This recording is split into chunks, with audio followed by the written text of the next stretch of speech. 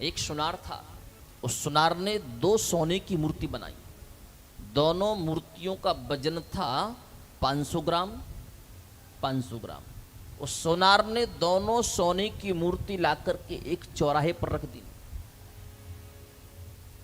और उसने कह दिया कि देखो भाई, दोनों मूर्तियां सोने की हैं और दोनों मूर्तियों का वजन भी बराबर है, पर एक मूर्ति की कीमत 1 रुपए है और एक मूर्ति की कीमत 1 करोड़ रुपए है। अब जो व्यक्ति ये बता देगा कि कौन सी मूर्ति 1 रुपए की है और कौन सी मूर्ति 1 करोड़ रुपए की है, बोले सही बताने वाले को दोनों मूर्तियां उपहार में दे दी जाएंगी। अब लोगों के मन में विचार आया कि 1 किलो सोने का सवाल है। 1 किलो सोना खरीदने के लिए जीवन भर पैसा कमाना पड़ेगा और यहां तो फ्री फुकट में मिल रहा है। ऐसा सारे के सारे लोग विचार करके इस चौराहे पर पहुंच गए। लोगों ने अपने अपने तर्क दिए। कोई कहता है महाराज, यदि ये 1 करोड़ की है और ये 1 रुपए की है तो 1 रुपए वाली मूर्ति में कुछ ना कुछ मिलावट हो, या फिर 1 करोड़ रुपए की मूर्ति के अंदर हीरा छुपा होगा, कुछ ना कुछ तो विशेषता है। सोनार ने कहा नहीं भैया, दोनों मूर्तियां पेवर सोने की है, कोई मिलावट नहीं, वजन में भी बिल्कुल अंतर नहीं, लेकिन पहचान आपको है। ये मैं अपने व्यापार की सौगंध खा के कहता हूं कि मैंने कोई मिलावट नहीं, लेकिन कोई भी उन मूर्तियों की पहचान नहीं कर पाया। और कहते हैं कि जहां पर विज्ञान समाप्त होता है वहां से मेरा आध्यात्म का शुभारंभ होता है। जहां पर सारी दुनिया के तर्क समाप्त होते हैं वहां पर मेरे संतों का भाव प्रकट होता है और संत उस समस्या का समाधान करने के लिए आते हैं। जो काम कोई नहीं कर सकता वो काम मेरे संत कर सकते हैं, ये गारंटी है। विश्वास ना हो तो यूपी में जाकर के देख लो, जो काम आज तक यूपी में कोई नहीं कर पाया वो हमारे योगी जी ने कर दिया।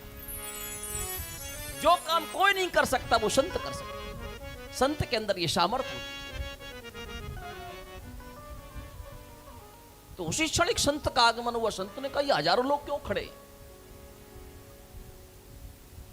बोले महाराज 1 किलो के सोने के सवाल है, पर पहचान सही होनी चाहिए। संत ने कहा चल करके मैं भी देखूं। लोगों ने कहा महाराज आप 1 किलो सोने का क्या करोगे, आपको क्या जरूरत है? महात्मा ने कहा कि नर्मदा के किनारे एक आश्रम बनाएंगे, परिक्रमा वासियों को निःशुल्क भोजन कराएंगे, उनकी सेवा करेंगे। यदि मिल गया तो ठीक है, नहीं मिला तो हम तो रमता जोगी बहता पानी है। महात्मा मूर्ति के समक्ष पहुंचे। महात्मा ने बड़ी गौर से दोनों मूर्तियों को देखा। बाहर से दोनों मूर्तियां बिल्कुल एक जैसी थी, उनकी बनावटी में भी कोई अंतर नहीं था। महात्मा समझ गए कि ऊपर से तो दोनों एक हैं, लेकिन इनके अंदर कुछ ना कुछ तो कलाकारी है। महात्मा ने एक रस्सी उठाई, उस रस्सी को भांजना आरंभ किया और जैसे ही उस रस्सी को एक मूर्ति के इस कान में से डाली, वो रस्सी मूर्ति के इस कान में से बाहर निकल करके आ गई।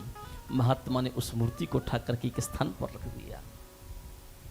वही रस्सी महात्मा ने दूसरी मूर्ति के कान में डाली, पर यहां से निकलने का कोई मार्ग नहीं था। वो रस्सी सीधी उस मूर्ति के अंदर की दिल की ओर जाने लगी। महात्मा के नेत्रों से आंसू निकलने लगे। महात्मा ने सुनार के सामने हाथ जोड़ करके कहा, बाहर तुमने बड़ी कलाकारी से मूर्तियों का निर्माण किया है, तो मैं कीमत में क्या बताऊं?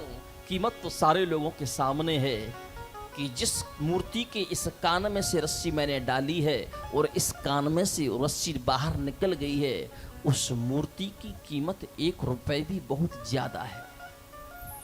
लेकिन जिस मूर्ति के इस कान में से रस्सी डाली है और वो रस्सी उसके दिल में उतर गई है, उसकी कीमत तुमने 1 करोड़ रुपए भी बहुत कम लगाई। क्योंकि जो भगवान की कथा को इस कान से सुनकर किस कान से निकाल देता है, बोले समाज में उसकी कीमत 1 रुपए लायक भी नहीं होती। लेकिन जो भगवान की कथा को इस कान से सुनकर के दिल में उतार लेता है, बोले वो अनमोल हो जाता है। इसलिए कथा सुनने का विषय नहीं, बोले कथा पीने का विषय है। इसलिए तो भागवत में महर्षि वेदव्यास जी ने लिखा है कि पिबत भागवतम रसमालयम मुहुर्मुहुरसिका भुविभावुका। बोले पिबत भागवतम, बोले भागवत कथा के रस को पियो। कितनी बार पिए? बोले मुहुर्मुहु, बोले बार बार पिए। कैसे पिए? बोले भावुका, बोले भावुक होकर के।